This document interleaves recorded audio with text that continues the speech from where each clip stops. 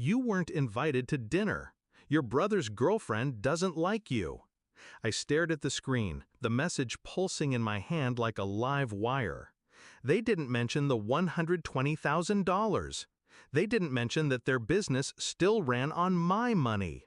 I typed one word, okay, and then I opened my laptop.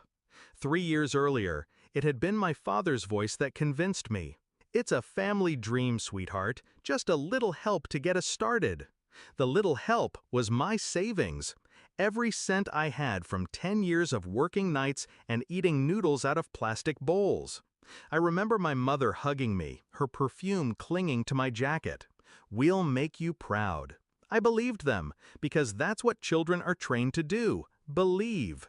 The first cracks. It wasn't one big betrayal, it was a series of small, quiet ones.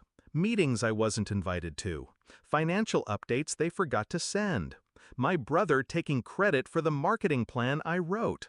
Then came her, the girlfriend with the laugh that sounded like she was mocking someone in another room. She never looked me in the eye, never said my name, and suddenly family dinners started without me. The moment. That text was the last nail. Not because it was cruelty I could stomach, but because it was dismissive. A dismissal after I had built their foundation. I didn't yell, I didn't confront, I just started digging. The plan. I pulled up every transfer receipt, every email, every contract I'd saved just in case. 157 receipts. And I noticed something they hadn't. A clause buried in the original investment agreement. If any payments toward my agreed returns were missed for 90 days, I had the legal right to recall the entire investment immediately. They had missed 2 already.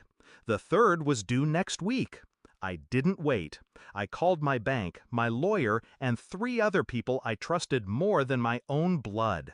I filed the recall. Every account they had tied to the business froze within 48 hours. The calls.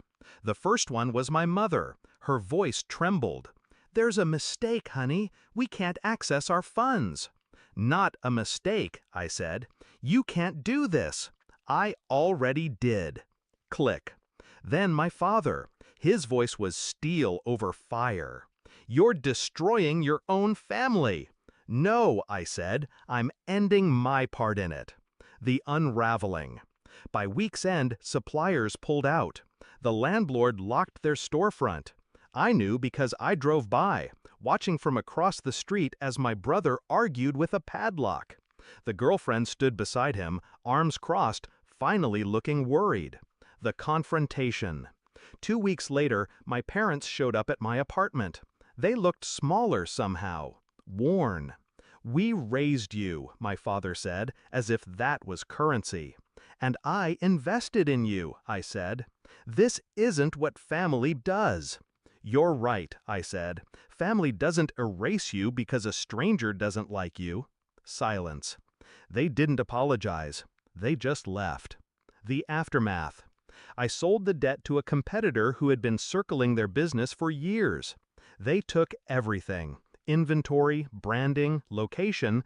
The last time I saw my parents, they were working for someone else. I walked away with my money plus interest. But the real return wasn't financial. It was the look in their eyes when they realized I'd been quiet, not weak. Final thought. People think revenge is fire. It's not. It's water, cold, patient, and it erodes everything you aim it at. Until one day, it's simply gone.